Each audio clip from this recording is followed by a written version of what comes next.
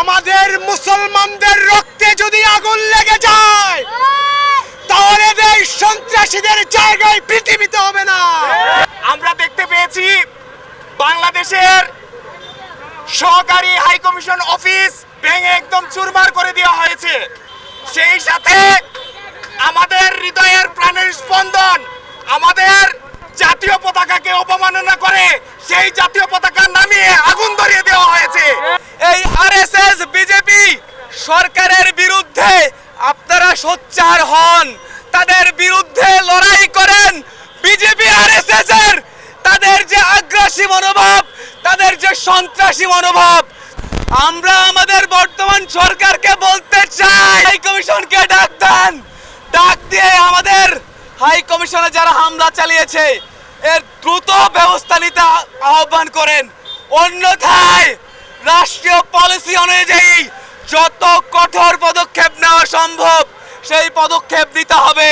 বাংলাদেশের উপ হাই কমিশনে সন্ত্রাসীরা হামলা চালিয়েছে।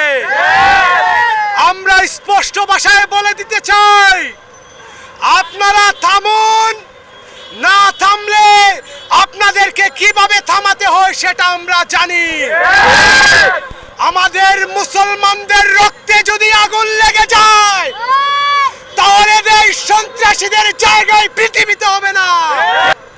যারা বাংলাদেশের সীমান্তে এসে সন্ত্রাসী কর্মকাণ্ড করতে চান তাদেরকে হুঁশিয়ার করে দিচ্ছি, আপনারা বেশি বাড়াবাড়ি করেন না। আমরাও সীমান্ত পাশাপাশি বাংলাদেশের সরকারকে উদাত্ত আহ্বান জানাচ্ছি, যে সকল উগ্রবাদীরা বাংলাদেশের সীমান্তে এসে উগ্রতা ছড়াচ্ছে তাদেরকে বাংলাদেশে ঢুকিয়ে দেওয়া হোক, আমরা তাদের ব্যবস্থা গ্রহণ করব।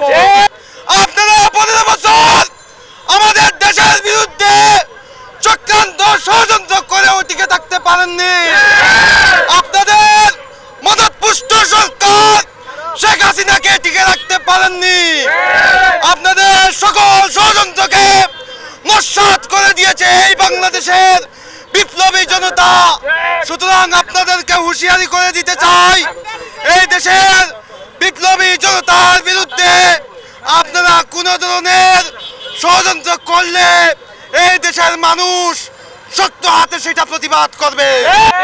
এখন তারা বিভিন্ন সংখ্যালঘু সম্প্রদায়ের আবেগকে পুঁজি করে তারা এখন সামনে এসে এদেশে একটা সাম্প্রদায়িক দাঙ্গা লাগানোর চেষ্টা করতেছে।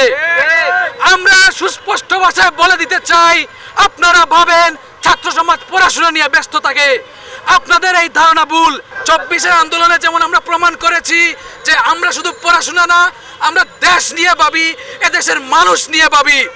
আপনারা যদি সামনে বিভিন্ন সাম্প্রদায়িক উস্কানি দিয়ে এদেশের মানুষের মধ্যে দ্বন্দ্ব সৃষ্টি করতে চান, আমরা এই 24-এর আন্দোলনের মতো আরো দ্বিগুণ হয়ে 10 গুণ হয়ে আপনাদের রুখে দিব ইনশাআল্লাহ।